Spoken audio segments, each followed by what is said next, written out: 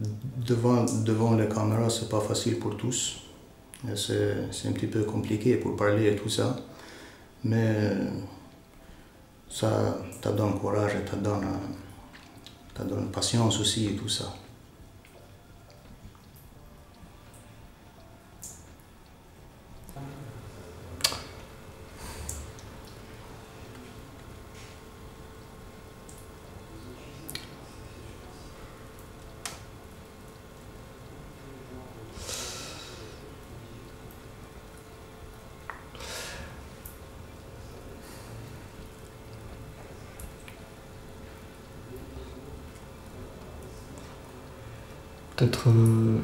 Peut-être juste de découvrir quelque chose de nouveau, de faire quelque chose dont j'ai pas l'habitude, tout simplement. Et enfin, d'expérimenter ça, quoi, tout simplement, en fait.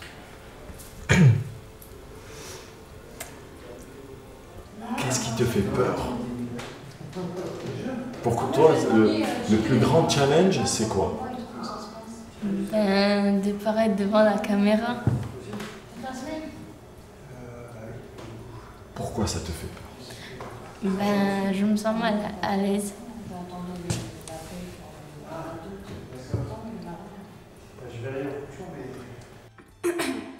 Découvrir des trucs et d'avancer dans mes projets. Et pouvoir me divertir dans plein de thèmes.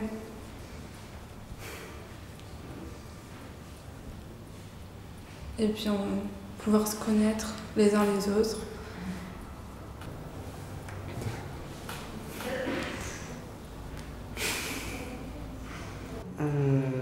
C'est une semaine qui va me sortir de ma zone de confort, parce que c'est pas quelque chose que je fais d'habitude, genre même pas du tout d'ailleurs, d'aller genre vers les gens ou demander des choses. Et de voir du coup des métiers que j'aurais sûrement jamais vus et des trucs, justement d'écrire de nouvelles choses et de nouvelles personnes, et d'avoir de nouvelles expériences. Donc on va dire, c'est pas que j'attends beaucoup, mais c'est juste que j'espère voir pas mal de choses que je connais pas dans l'idée. Par rapport au voyage, par rapport aux gens qu'on va voir, par rapport à ce qui va se passer plutôt. Il va peut-être avoir des déclics, Inch'Allah, comme on dit. Et ça va peut-être donner des idées pour poser des questions. Le truc qui me fait peur, c'est de rien trouver à faire ou à dire.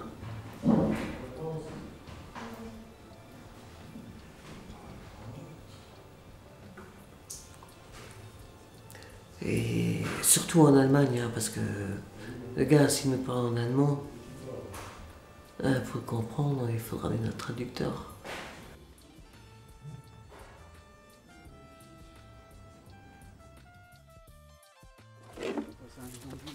Ouais, j'ai dû remettre de l'huile tout à l'heure parce que ça fumait de partout. Ah, faut se méfier de cette camionnette. Je sais pas trop dans quel état elle est. Moi je pars pas si on n'est pas assuré. Hein. Ah bah on a assuré. Non mais je veux dire si elle n'est pas en état de moi je n'ai pas dedans. Non, je rigole. Moi j'ai 2-3 voitures en venant, c'est pas... Comment ça on fait peur? J'ai perdu le bidonville tout à l'heure, mais bon, c'est pas grave. On verra bien, de toute façon. Le voyant il est juste rouge, c'est bon. Vas-y, allez-y, montez. Montez. Mais non, c'est une camionnette toute neuve, qu'est-ce que tu veux qu'elle ait? C'est une camionnette toute neuve. Allez, Amélia, en route. Hein? Qu'est-ce qu'il y a? Vous avez déjà des craintes? T'as jamais monté dans un minibus ou quoi? Je sais pas. C'est bon? Allez-y. Allez-y, vite, parce que là, la dame là-bas, elle nous attend.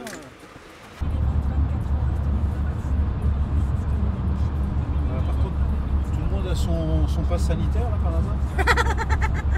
C'est moi que tu te demandes. Donc on fait l'interview et cet après-midi on va traverser tout Luxembourgville. Tout Luxembourgville à pied. T'as des potes, chérie? Je dis ce matin on fait l'interview mais cet après-midi on traverse tout Luxembourgville à pied. Vous avez mis des baskets? J'ai mis mes potes. Bon ça va. Super. Je suis confortable dans mes bottes. On va beaucoup marcher? Oh bah, juste traverser la ville, hein. Je sais pas, ça fait quoi, 15-20 km? C'est pas énorme. Hein. Moi, je peux pas trop marcher, moi, avec mon état. Avec ton état? Ah bah moi, je vais le laisser chez toi, ton état. J'ai problème de dos, moi, je peux pas trop marcher. Hein. T'aurais dû venir toute seule, laisser ton état chez toi. Ouais, bah ouais, l'état, j'ai dû le prendre avec. Ah mince. Il y a des bouchons. Bah, faut regarder sur la carte. C'est un grand bout.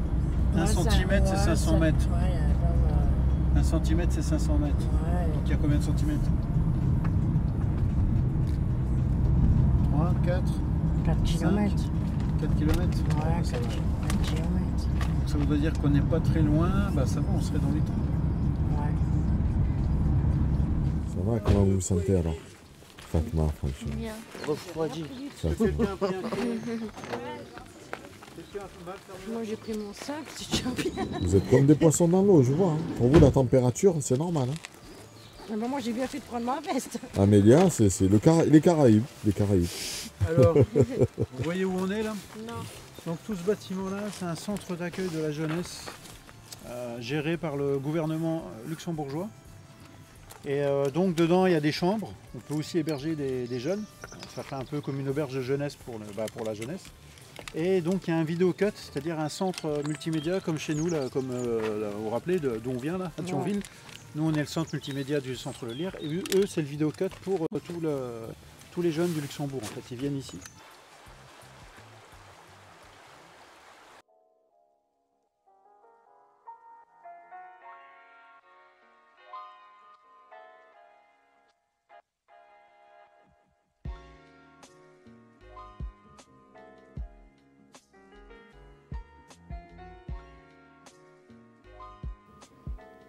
Alors, avant de commencer ici, j'ai travaillé en tant qu'instituteur primaire dans différentes écoles primaires ici au Luxembourg.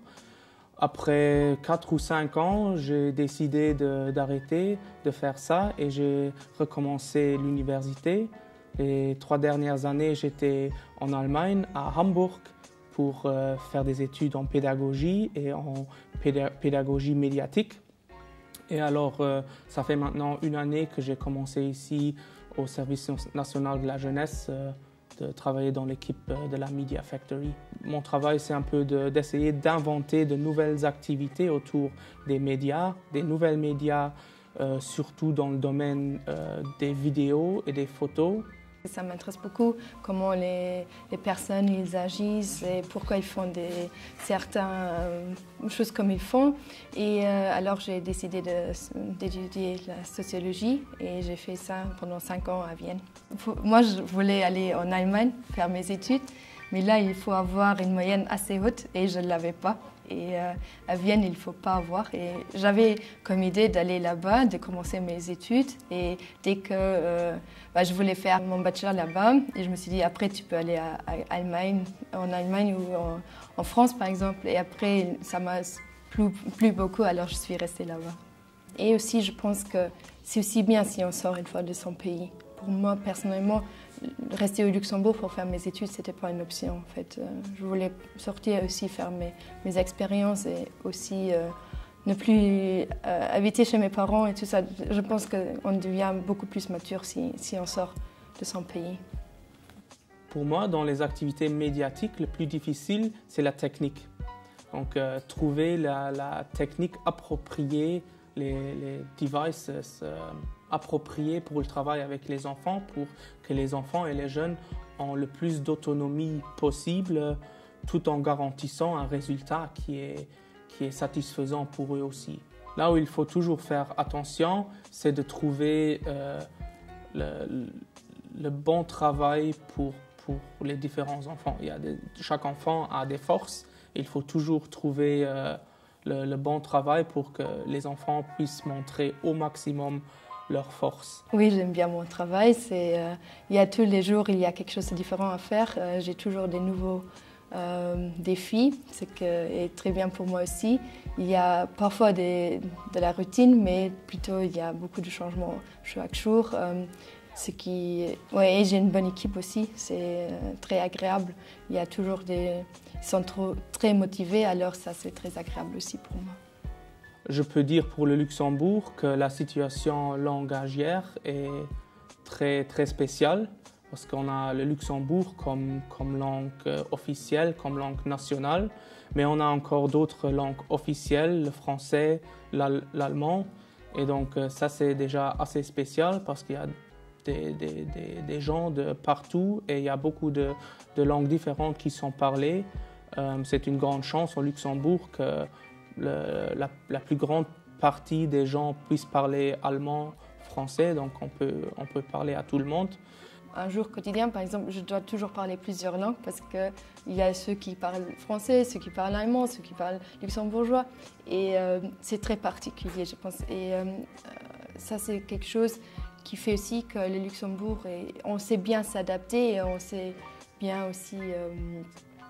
oui, on est très ouverte à d'autres cultures, je dirais, parce qu'on sait aussi qu'on a besoin d'autres gens pour travailler. Ce qui est important de dire aussi qu'au Luxembourg, pour travailler ou pour que l'économie fonctionne en Luxembourg, on a besoin de frontaliers. C'est-à-dire que tous les gens qui habitent au Luxembourg, ils ne sont pas assez pour travailler. En fait, il manque des gens et ça, c'est très particulier.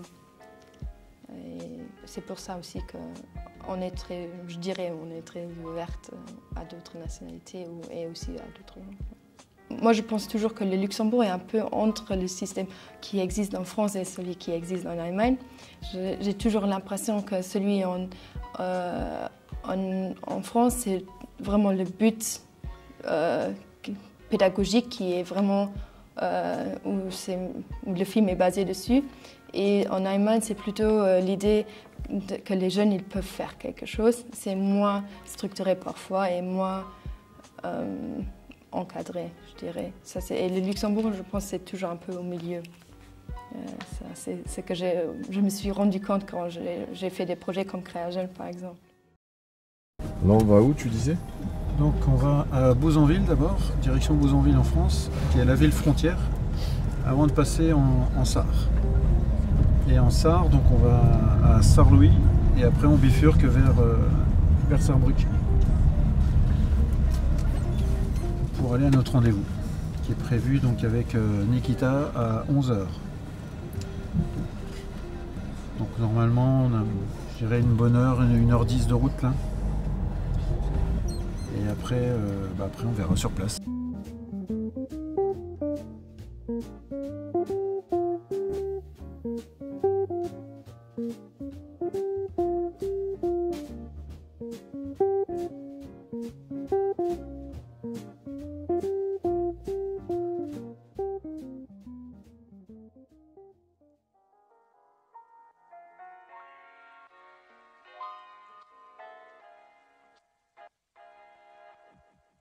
J'ai eu mon bac au Cameroun. Après mon bac, j'ai fait des cours d'allemand, des cours de langue au Cameroun. Après, je suis venue à Saarbrück étudier communication interculturelle. Bon, après, j'ai d'abord étudié traduction français, allemand, italien. Et après, ça ne m'a pas trop plu. J'ai changé pour terminer avec communication interculturelle. Et tu fais quoi comme métier? Je suis chef de projet de Créa-Jeune depuis le mois de mai. Et je suis plutôt contente de mon travail, je suis très heureuse et je suis épanouie. Lorsque je suis avec les Allemands, je sais que je vais parler en allemand, parler avec les Français, le contact avec d'autres personnes, connaître d'autres cultures. Les échanges aussi avec les enfants, lorsqu'on a le festival de Créa-Jeune par exemple. Cet échange-là avec d'autres personnes, d'autres élèves et découvrir que les enfants ont une certaine manière de... Je ne sais pas comment on dit ça en français. Lorsqu'ils regardent un film, ils regardent le film avec d'autres yeux que les adultes. Je n'ai jamais travaillé en France, mais depuis que je travaille à Créa-Jeune, vu qu'on a des partenaires français, je sais distinguer ces différences culturelles parce que je sais par exemple que les Allemands sont très ponctuels. Je ne dis pas que mes partenaires nos partenaires de coopération français ne sont pas ponctuels, mais moi, ce que j'ai remarqué, c'est que lorsqu'on fait la réunion, désolée Thierry, Et c'est juste que les Allemands, lorsqu'on a une réunion, si la réunion commence à 10h, 9h, les Allemands aiment aller droit au but. Donc on va commencer la réunion à 9h. Mais les Français, ils vont avoir un petit peu de bavardage, un petit small talk avant de commencer la réunion. Moi, c'est ce que j'ai remarqué et c'est ce que j'ai aussi appris à l'université parce qu'on voyait cette différence culturelle. Et ça s'est en fait confirmé. Mon plus grand challenge ici, en Allemagne, c'est le racisme parce que avant, j'habitais à Saarbrücken, ici dans cette ville-ci, et depuis 3 ans, je vis à Saarlouis et c'est à 18 minutes de Saarbrücken en train. Et là, j'ai vécu plus de racisme qu'ici en Allemagne et parfois c'est difficile quand on est maman et que sa propre fille vit le racisme à l'école et on ne sait pas comment réagir. Et moi, par exemple, je suis quelqu'un de très impulsif. J'apprends avec le temps, surtout quand je vis le racisme, je veux réagir à l'instant.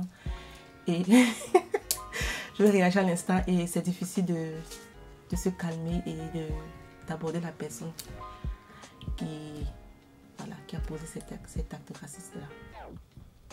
Mais à part ça, moi je me sens très très bien en Allemagne. Je me sens très accueillie. Pour moi, c'est le seul challenge. Qu'est-ce que ça faisait de poser des questions?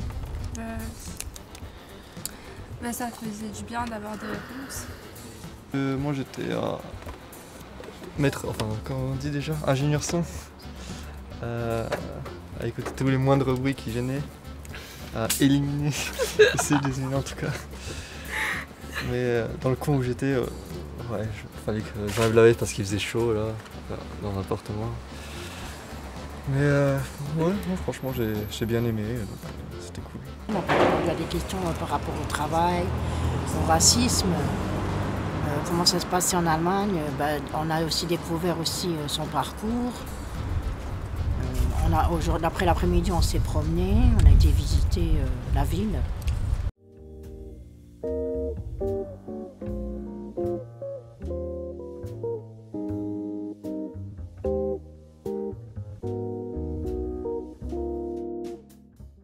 La Bahnhofstrasse, ça c'est la route piétonne centrale, c'est là où vraiment est le centre-ville. Donc nous, normalement, il faudrait qu'on aille ici.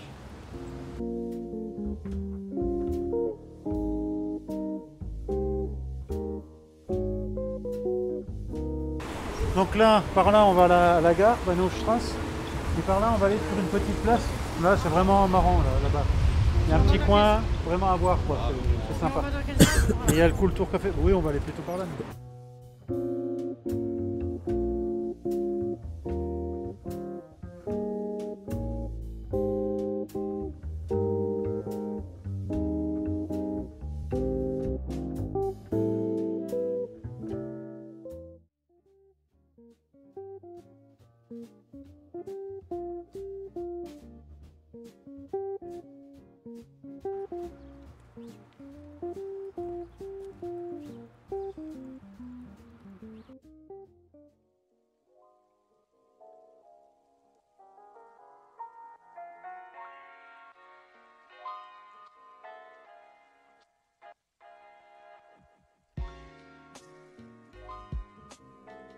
J'ai été faire un DUT carrière sociale en animation sociale et socioculturelle à Figeac, dans le Lot, en France donc.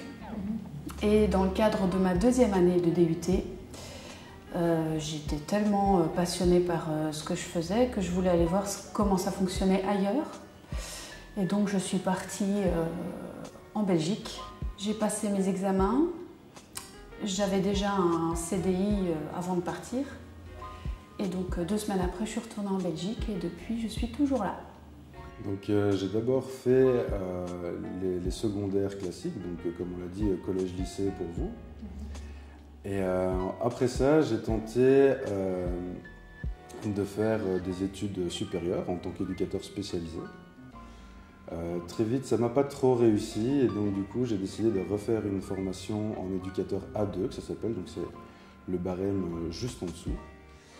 Et une fois diplômé en éducateur A2, j'ai cherché du travail et j'ai trouvé ici une place. J'ai étudié le design industriel à la base et donc j'ai commencé là-dedans. Le milieu de l'industrie m'a très vite dégoûté. En fait, je manquais de contact humain, de reconnaissance, je pense aussi. Et puis petit à petit, je me suis retrouvé à travailler comme designer dans le socio-culturel. Puis je trouvais ça sympa, le socio-culturel, et de fil en aiguille, j'ai fini par arriver en maison de jeunes. Je ne savais même pas ce que c'était nécessairement à la base, animateur. Et ça me convient. Ça me convient. Ce que j'aime le plus dans mon métier, c'est le contact avec les jeunes. Parce que je trouve que les jeunes ont beaucoup à apporter. Que ce soit des anecdotes, des moments de joie, même des moments de peine ou de colère. Et le fait qu'ils partagent ça avec nous, ça traduit une certaine confiance qu'ils ont envers l'équipe, envers nous. Et du coup, le fait de les accompagner là-dedans, ça fait plaisir. Et le fait qu'ils se sentent mieux après ou qu'ils partagent aussi les joies, ça fait plaisir aussi. Les voir se dépasser dans un projet, comme par exemple là on va avoir la Dead Run, donc qui est une course avec des zombies. On a eu la Japan Day, on a eu des concerts. Et les jeunes qui organisent ça se dépassent toujours un peu plus, ils apprennent. Et au final ça devient des automatismes. Parfois ça leur donne aussi des vocations, des idées de futurs boulots. Et donc du coup, rien que de les voir se dépatouiller un peu dans ce qu'est l'organisation, le développement de soi, etc., ça fait plaisir à voir. Ce que j'aime le plus dans mon métier, c'est le terrain. C'est vraiment être au contact avec les jeunes, bosser avec eux. Oui, c'est ça qui est le plus nourrissant. Et c'est ça qui fait d'ailleurs que toute la partie administrative, qui peut être plus chiante, clairement, tu le fais. Parce que tu as ces moments de partage avec les jeunes qui te nourrissent et que ça donne du sens à ce que tu pourrais moins aimer dans ton travail, en fait. Ouais. Le plus grand défi, en fait, c'est de se renouveler. Quand tu es animateur socio-culturel, c'est vraiment... tu pourrais te reposer sur tes acquis. Ce que j'ai fait après quelques années, ça fait 7 ans que je suis ici. Et donc au début, oui, tu es motivé, tu crées, quoi. Tu imagines vraiment pour, comment dire, tu essayes d'être super créatif dans ta façon d'amener tes activités. Et puis à un moment donné, tu es rodé, et il y a ce piège-là en fait. Donc tu es rodé, tu pourrais t'appuyer sur tes acquis. Et donc c'est aller chercher, te nourrir à l'extérieur pour de nouveau avancer, proposer autre chose, évoluer. Ce que j'aimerais transmettre le plus aux jeunes, c'est l'estime de soi, la confiance en soi. Parce que malheureusement, on est dans un moment de leur vie où l'estime de soi, la confiance en soi peut vite être cassée. Le respect d'autrui, l'écoute et des nouvelles compétences, des nouvelles aptitudes pour savoir faire leur bon choix dans la vie. Leur bon choix, je dis bien. Pas ce que moi je ferais à leur place, mais voilà, qu'ils aient un maximum d'éléments et d'expériences différentes pour pouvoir faire un pas en avant dans la vie sans avoir peur de se casser la figure. Et qu'ils aient confiance en eux aussi, qu'ils acquièrent de la reconnaissance et qu'ils soient fiers d'eux. Ça, c'est important pour moi. Je dirais qu'ici, en Belgique, on a quand même pas mal d'aides pour la mise en travail. Donc c'est-à-dire qu'une fois que nous on quitte l'école, on a l'occasion d'aller s'inscrire au Forum. Vous, c'est Pôle emploi, je pense. Et de là, en fonction de ses compétences et de ses souhaits aussi, on peut demander simplement, voilà, moi j'ai envie de travailler dans l'animation avec tel public, et on nous offre un panel de choix. Et soit on fait les entretiens, ça marche et bingo, ou alors on essaie de trouver quelque chose qui n'est pas trop éloigné de ce sujet-là. Ici, on a des organismes qui existent. On a un For Jeune, entre autres, qui existe, qu'on trouve un peu partout en Belgique. Et là, c'est un organisme plus d'orientation, où ils vont te permettre déjà de voir par rapport à tes compétences, à tes envies, vers où aller, et te réaiguiller vers d'autres services. Je ne sais pas parler pour la jeunesse en général. Là, je peux juste parler pour ceux avec lesquels je vis, on va dire, parce que je vis plus avec eux qu'avec mes propres enfants, finalement. Je les sens super motivés et super enthousiastes. Ils sont comme nous, il y a des jours c'est compliqué, ils se posent des questions, ils ne savent parfois pas où ils veulent aller. Et en fait, quand on y pense, nous non plus, à leur âge, on ne savait pas. Donc, moi, je les trouve plutôt pas mal, quoi. Pourtant, ils ont un monde de merde qui les entoure. La planète, elle va pas bien. L'économie, elle va pas bien. Maintenant, il y a des virus qui vont sortir de la calotte glaciaire, ça va en rajouter une couche. À l'école, on leur dit que ça va pas bien parce qu'il y a le phénomène du décrochage scolaire.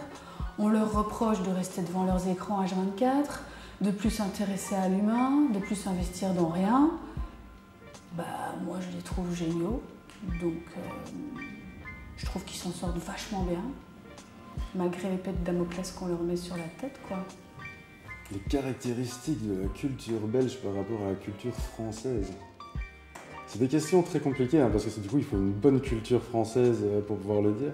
Non, pas forcément, c'est juste la perception que tu en as, toi, d'ici. Je pense qu'elles sont fort similaires. Du fait que on est voisins, du coup, que ce soit en termes de musique, au niveau de variété, etc., on est fort proches. Hein.